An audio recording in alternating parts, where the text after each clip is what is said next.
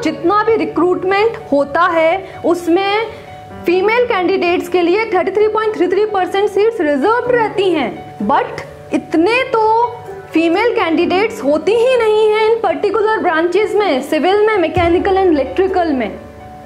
और जितनी भी होती हैं उनमें से बहुत कम कैंडिडेट्स फॉर्म फिल करती हैं, और जो फॉर्म फिल करती हैं वो पेपर देने भी नहीं जाती हैं। तो आप सोचिए कैसे आपका सिलेक्शन होगा।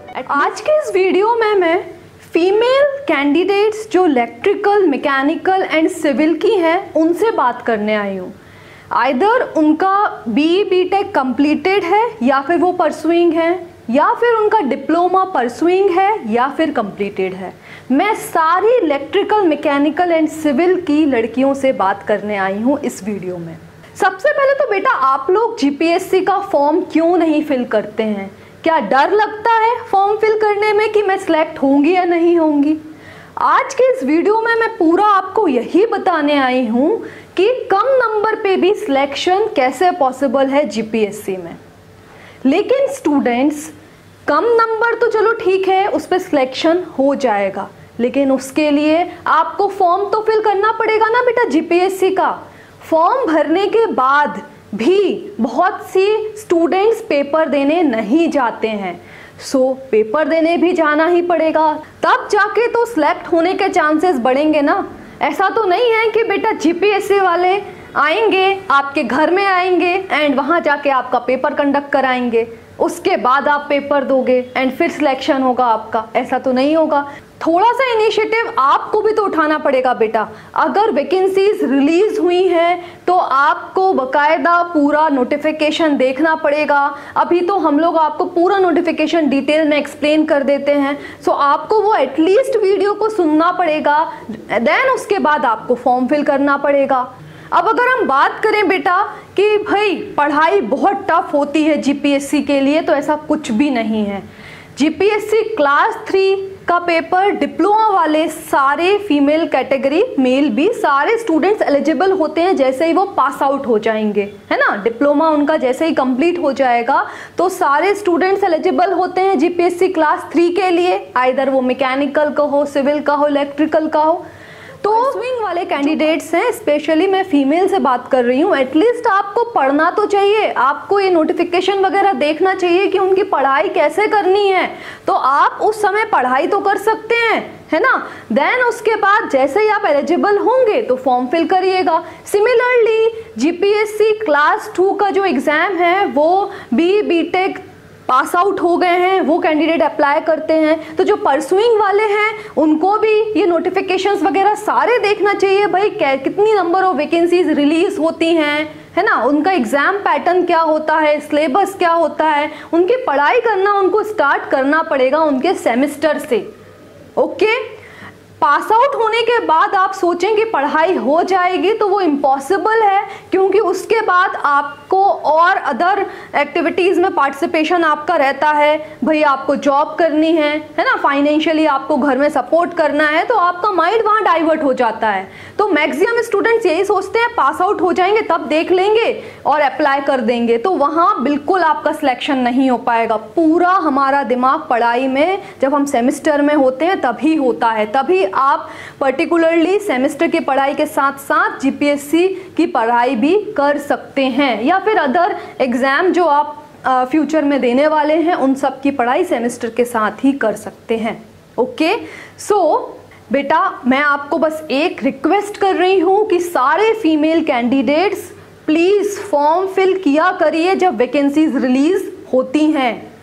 आपको सबको पता होगा कि गुजरात गवर्नमेंट ने आपको 33.33% का रिजर्वेशन दिया है, तो जितना भी रिक्रूटमेंट होता है उसमें फीमेल कैंडिडेट्स के लिए 33.33% सीट्स रिजर्व रहती हैं, बट इतने तो फीमेल कैंडिडेट्स होती ही नहीं हैं इन पर्टिकुलर ब्रांचेस में, सिविल में, मैकेनिकल एंड इलेक्ट्रिकल में।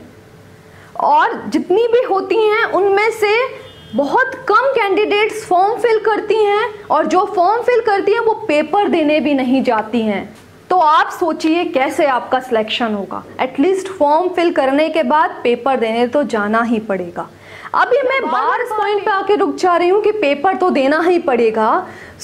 उसका रीजन है स्टूडेंट्स, सिविल में उसमें क्लास 2 GWSSB का फाइनल रिजल्ट आ गया है। अब फाइनल रिजल्ट आया है तो उसमें आप क्या करेंगे देख के? जो सिलेक्ट हुए उनका नाम दिखाने वाली हूं मैं आज? नहीं, एक्चुअली आप थोड़ा सा देखिए यहाँ पे कट ऑफ देखिए आप क्या क्या कट ऑफ रहा है। तो जो फीमेल कैंडिडेट्स का जो कट ऑफ रहता है ना बेटा, कंपैरिजन टू मेल, वो कम जाता है। इसलिए मैं आप लोगों से बोल रही हूँ बेटा, फॉर्म फिल करो एंड पेपर देने जाओ। सिलेक्शन होने के चांसेस ज्यादा बढ़ जाएंगे। कम पढ़ाई में आप सिलेक्ट हो सकते हो। पेपर टफ नहीं आता है, थोड़ी सी भी पढ़ाई करोगे, जिनके हाई वेटेज होते हैं सब्जेक्ट्स की, उनकी थोड़ी भी पढ़ाई करोगे ना तो आपका सिलेक्शन पक्का है। सारी फीमेल कैंडिडेट्स का पक्का है सिलेक्शन, क्योंकि आपके लिए रिजर्वेशन है। रिजर्वेशन के साथ साथ एक और पॉइंट मैं आपको बताऊं, ये सेम जो शीट जो मेरिट लिस्ट आई है उसको एकदम बिल्कुल बॉटम में चले जाइए और उसमें सेकंड पॉइंट को रीड करिए स्टूडेंट्स।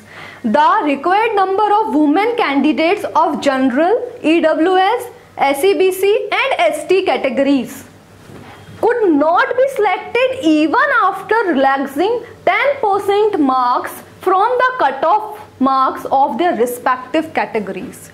मतलब जो कट ऑफ GPSC डिसाइड करती है फॉर फीमेल कैंडिडेट्स, उसमें और वो 10% का रिलैक्सेशन कर देते हैं तो भी फीमेल कैंडिडेट सिलेक्ट नहीं हो पाते हैं। अब देख लीजिए आप क्या हालत है ये। तो बेटा फॉर्म भरो, पेपर देने जाओ और अपनी पढ़ाई स्टार्ट कर दो। ये जो आज का वीडियो है, जो भी डिप्लोमा परसुइंग फीमेल कैंडिडेट्स देख रहे हैं या फिर BTech परसुइंग फीमेल कैंडिडेट्स देख रहे हैं, वो आने वाले फ्यूचर में GPSC के पेपर के लिए एलिजिबल तो होने ही वाले हैं। अपनी तैयारी कर दीजिए स्टार्ट। आप खुद देख लीजिए, अगर गवर्नमेंट आप लोगों के लिए इतना कर रही है, पहले तो 33.33% का रिजर्वेशन दे रही है और आपको 10% मार्क्स का रिलैक्सेशन मिल रहा है, तो आप लोगों के लिए तो बहुत अच्छा मौका है कि आप लोग सिलेक्ट हो जाएं गवर्नमेंट जॉब में। मैं सारे फीमेल कैंडिडेट्स जो इलेक्ट्रिकल, सिविल, मैकेनिकल के हैं उनसे रिक्वेस्ट कर रही हूं कि आने वाले समय में जो भी वैकेंसीज अभी आने वाली हैं, रिलीज होंगी, आप लोग सबसे पहले नोटिफिकेशन को सुनने के बाद टाइम पे फॉर्म फिल करिए और पेपर देने जाइए।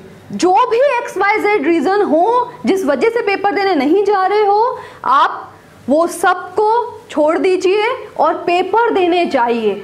जो गवर्नमेंट जॉब लड़कियों के लिए होती है ना बेटा, वो आज के जमाने में वरदान का काम करती है। आप खुद सोच लीजिए, कोई भी लड़की अभी प्राइवेट कंपनी में जॉब करती है तो बहुत से टाइम को लेके बाउंडेशंस होते हैं, टाइम उनका बहुत ज़्यादा होता है। बट गवर्नमेंट जॉब में बिल्कुल जो प्रॉपर आपका जो ड्यूटी टाइम रहता है वो एकदम फिक्स्ड रहता है। फिक्स्ड आपको छुट्टियां मिलती हैं, बहुत से बाद में और आपको बेनिफिट्स मिलते हैं, मैटरनिटी के बेनिफिट्स मिलते हैं, है ना। तो ये बहुत इंपॉर्टेंट फैक्टर है स्टूडेंट्स। तो आप लोगों को गवर्नमेंट जॉब जो भी आसानी से मिल सकती है, आप बिल्कुल थोड़ी सी पढ़ाई करके फॉर्म भरिए, पेपर देने जाइए, सिलेक्शन पक्का होगा आपका, क्योंकि बहुत कम कैंडिडेट्स पेपर देती हैं फीमेल वाली। Thank you students for watching this video.